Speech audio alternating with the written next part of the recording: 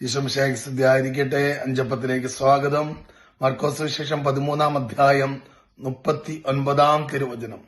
അവൻ പോയി വീണ്ടും അതേ വചനം പറഞ്ഞ് പ്രാർത്ഥിച്ചു. നന്മ നിറഞ്ഞ മറിയമേ എന്നുള്ള വചന പ്രാർത്ഥന ശരിയാണോ? ആവർത്തന പ്രാർത്ഥനകൾ ശരിയാണോ എന്ന് ചോദിക്കുന്നവർക്കുള്ള വിശുദ്ധ ഗ്രന്ഥത്തിൽ നിന്നുള്ള മനോഹരമായ മറുപടിയാണിത്. ഈശോ തന്റെ ജീവിതത്തിൽ ഗെത്സമനയിൽ തന്റെ ജീവിതത്തിന്റെ വലിയ പ്രതിസന്ധി ഘട്ടത്തിൽ ഈശോ ചെയ്ത കാര്യമാണ്. അവൻ പോയി വീണ്ടും അതേ വചനം പറഞ്ഞ് പ്രാർത്ഥിച്ചു. വചനങ്ങൾ ആവർത്തിച്ച് പ്രാർത്ഥിക്കുന്നത് നമ്മുടെ ജീവിതത്തിന് അനുഗ്രഹമാണ്, ആവശ്യമാണ് എന്ന് ഈശോയുടെ ജീവിതം നമുക്ക് ഉറപ്പു നൽകുകയാണ്. യെശയ്യാ പ്രവചനം 40-ാം അധ്യായം 29-ാം തിരുവചനം.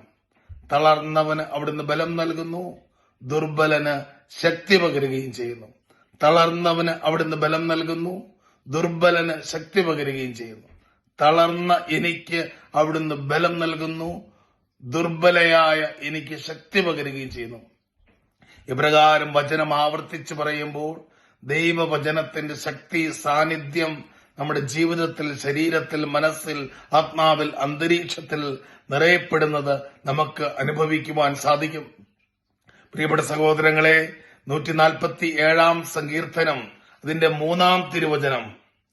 അവിടുന്ന് ഹൃദയം തകർന്നവരെ സൗഖ്യപ്പെടുത്തുകയും അവരുടെ മുറിവുകൾ വച്ചുകെട്ടുകയും ചെയ്യുന്നു. അവിടുന്ന് ഹൃദയം തകർന്നവരെ സൗഖ്യപ്പെടുത്തുകയും അവരുടെ മുറിവുകൾ വച്ചുകെട്ടുകയും ചെയ്യുന്നു. 103-ാം സങ്കീർത്തനം 2-3 തിരുവചനങ്ങൾ. എന്റെ ആത്മാവെ കർത്താവിനെ വാഴ്ത്തുക, അവിടുന്ന് നൽകിയ അനുഗ്രഹം ഒന്നും മറക്കരുത്. അവിടുന്ന് നിന്റെ രോഗങ്ങൾ സുഖമാക്കുന്നു, നിന്റെ അകൃത്യങ്ങൾ ക്ഷമിക്കുന്നു. എന്റെ ആത്മാവെ കർത്താവിനെ വാഴ്ത്തുക, അവിടുന്ന് നൽകിയ അനുഗ്രഹമൊന്നും മറക്കരുത്. അവിടുന്ന് നിന്റെ അകൃത്യങ്ങൾ ക്ഷമിക്കുന്നു, നിന്റെ രോഗങ്ങൾ സുഖപ്പെടുത്തുന്നു. അവിടുന്ന് നിന്റെ അകൃത്യങ്ങൾ ക്ഷമിക്കുന്നു, നിന്റെ രോഗങ്ങൾ സുഖപ്പെടുത്തുന്നു. 1 പത്രോസ് 2:24.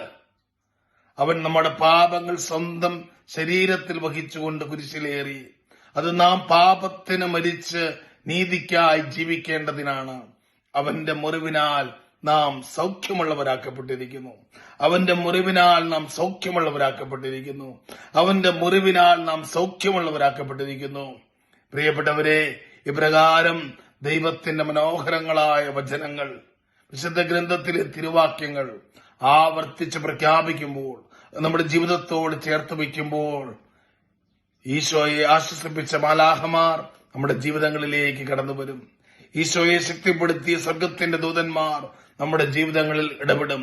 ഈശോ തന്റെ പ്രതിസന്ധികളെ എപ്രകാരം അതിജീവിച്ചോ അപ്രകാരം നമ്മുടെ പ്രതിസന്ധികളെ അതിജീവിക്കുവാൻ ദൈവവചനം നമുക്ക് ശക്തി പകരും.